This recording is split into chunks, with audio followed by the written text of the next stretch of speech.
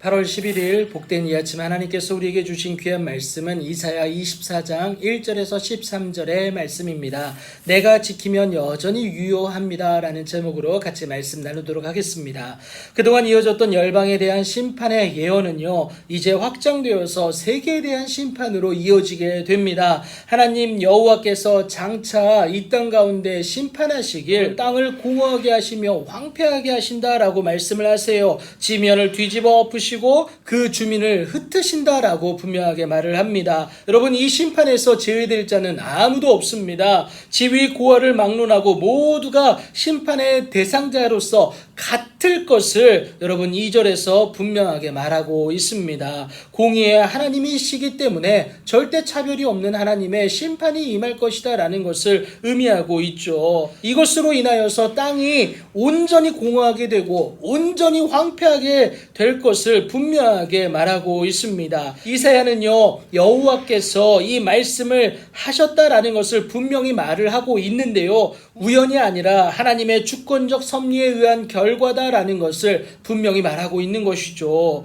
이 때문에 여러분, 땅이 슬퍼하고 쇠잔하게 됩니다. 세계가 쇠약하고 쇠잔할 뿐만이 아니라 세상 백성 중에 높은 수가 쇠약하게 된다라는 것이죠. 더불어서 땅이 또한 그 주민 아래서 더럽게 되었다라는 것, 그 죄악으로 인한 안타까움을 말하고 있습니다. 이것은요, 다른 이유 때문이 아닙니다. 그들이 율법을 범하여 율례를 어겼기 때문에 그 결과로 하나님과의 영원한 언약이 깨뜨려졌기 때문에 그렇습니다. 여러분, 그래서 이 땅 가운데 우리 가운데 심판이 임했다라는 것을 의미하고 있죠. 하나님이 언약을 깨뜨리신 게 아닙니다. 여러분, 우리가 주의 말씀을 지켜내지 못함으로 깨어진 언약이 되었다라는 것을 여러분 꼭 기억하셔야 됩니다. 주의 말씀은 다른 것을 요구하지 않습니다. 오직 하나님의 하나님 되심을 인정하고요, 그래서 주의 그늘 아래서 그 기쁨을 누리는 삶, 이것을 요구하고 있다라는 것이죠. 그런데 주의 말씀을 지키지 않음으로 누렸던 그 죄악된 쾌락과 기쁨을 하나님이 심판하심으로 말미암아 완전히 소멸시킨다라는 것이 7절부터 11절까지 나와 있습니다.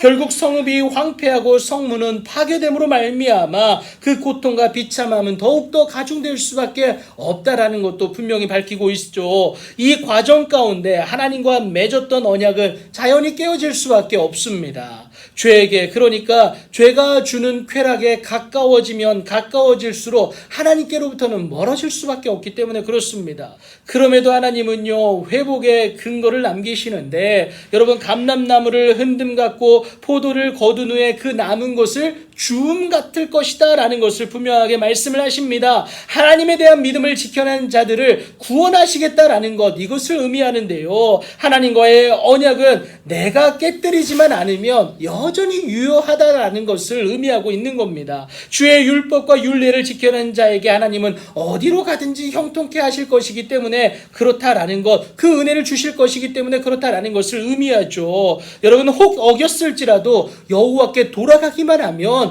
여러분, 그 문제는 해결될 수가 있습니다. 여호와께 돌아간다는 것은요, 반드시 우리 죄를 자백하는 회개가 전제되어야 된다라는 것을 여러분 꼭 기억하시기 바랍니다.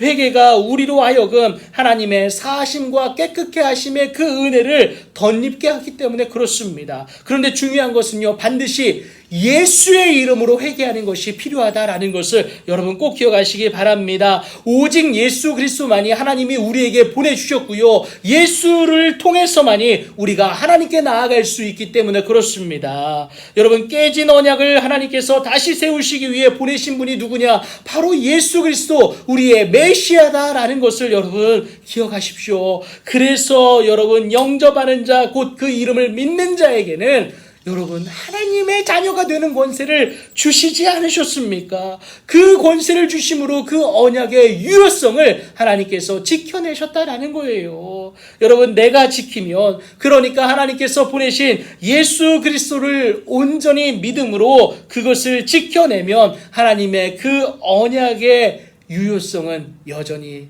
우리에게 적용된다는 사실입니다. 오늘도 그 유효한 그 언약의 주인공으로 살아내시어서 이 땅 가운데 승리하는 은혜를 소유하시는 여러분들의 오늘이 되길 예수님의 이름으로 축복합니다.